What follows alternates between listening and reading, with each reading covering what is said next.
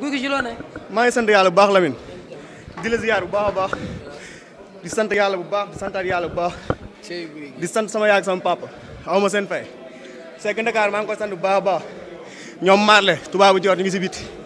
fii dafa xat moo tax mënu ñoo teew ci biir mais maa ngi leen di gërëm bu baax a baax a baax.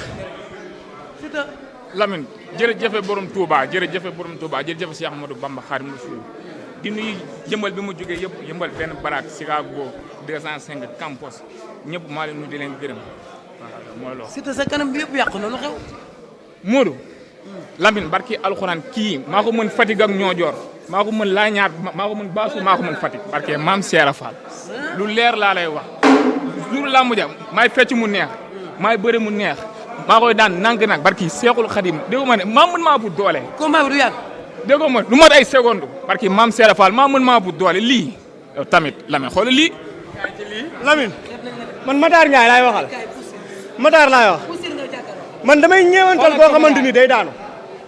bëggumay bëreel koo xamante ni day daanu. wallaahi Matar Ndiaye laay waxal sa jour bu may joxati adversaire mu jox ma koo xam ne dafa amay ndam parce que bëgguma koo daan dama koy ñeewantal dama koy bañ a daan ma koy yokk naqar barki alxuraanil karim laa la wax bu may jox damay jox koo xam ne daanoogul ma daan ko kii man ak moom du la am dama ko ñeewantal barki Seydina Muhammad dama ko ñeewantal da nga may déglu ma wax ba pare yow maa ngi yow léegi bu ñu wàccoon ci suuf ma daan la ba ñuy ñibbi barki jàmbaar la man maa la mën Fatick ak Niodior man ak moom léegi nii Siteu da ngay noppi ma wax lamb doo pousse doo passe tappen nga sa kanamu ragal bi mais Siteu est-ce que xeeboo kii dégg ma maa mën maa bu doole waaye lii tamit Modou Anta Lamine xamee nga ñu ma ak moom ñëpp kii man ak moom léegi bu ñu wàccoon si géew gi barki yonent yàlla moo xam ne dama koy daan ba ñuy ñibbi billaahi maa ko mën maa ko ëpp doole damay sant waa Tivaouane Peulh bu baax a baax kii damay moromam si lépp kii maa ko mën fuuf barki yonent yàlla moo xam ne bu ñu wàccoon ma daan ko ba ñuy ñibbi dama koy daan maa ko ëpp doole maa ko dàq mobiliser maa ko dàq bëre kii léppay lamb dañ ko koo dàq te bu ñu ñëwee di ngeen ko xam loolu am na solo kontaan nañ ci. damay woo waa Tivaouane Peulh yëpp ak waa APIX ak sama koñ aw ma seen fay sama fan sa club di santaat ñoom Seck bu Ndakaaru grand vieux am aw ma fayam ñu ngi koy sant bu baax a baax kii dama ko ñeewantal parce que dama koy bañ a daan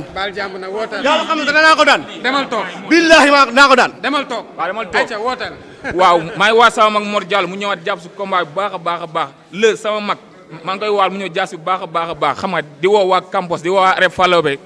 Pulo maa ngi koy woo di ñaanal mbër di ko ñaanal ndam yàlla may ko ndam jël bu ser wi ci biram waaw champion la borom baax la borom xol bu rafet la waaw di woo waa yëmbal yëpp ñëw jàppale ma si combat jaajëf Siteu loolu am na solo aywa ba léegi rek